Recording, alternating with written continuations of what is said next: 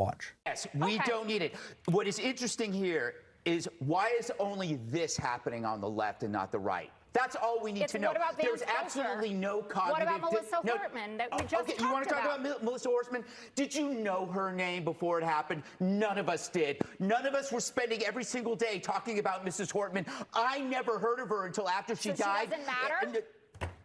Don't play that bullshit with me. You know what I'm saying is there was no demonization, amplification about that woman before she died. It was a specific crime against her by somebody who knew her. The same. Now you could bring up Josh Shapiro, but then you will not bring up, for example, that was a pro-Palestine person. So don't use your. What about this? The fact of the matter is the both sides argument not only doesn't fly.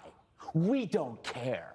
We don't care about your both sides argument. That shit is dead. For one thing, there is no cognitive dissonance on our side. On your side, your beliefs do not match reality, so you're coming up with these rationalizations like, what about this or what about that? We're not doing that because we saw it happen.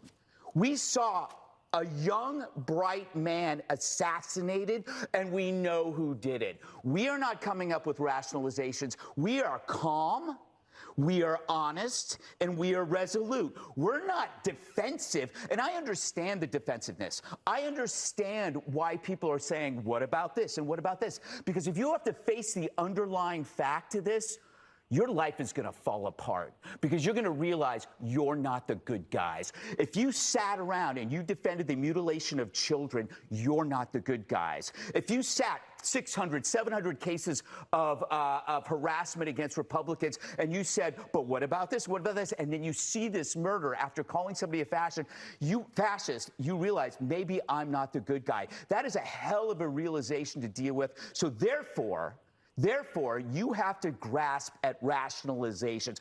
You don't have to do that, Jessica. They do. I don't believe you're part of that group, but why the hell do you have to mimic and echo that crap to us? He was a patsy. That guy was a patsy. He was under the hypnotic spell of a direct-to-consumer nihilism, the trans cult, and you know that. If you can decide that biology is false, you can agree that murder is okay and that humanity is expendable. How you cannot see that alone and see that for what the evil it is without having to attach all of these other things is beyond me. I just want to be clear, and I want to let people speak. I in no way intended at all to minimize what happened to Charlie. I was horrified by it. I have not been on the five but since then. But then, the two sides argument, well, it's like pig Latin to a duck. No. All that I was saying is could we have all of the information before you just say they did this? Because that is a broad brush to paint with this. And this kid Let's have a conversation. No. Charlie had a conversation. He got shot. Look, I'm sorry, Jessica. I'm sorry. I'm sorry. You weren't here for a week. You came in here and it's cold.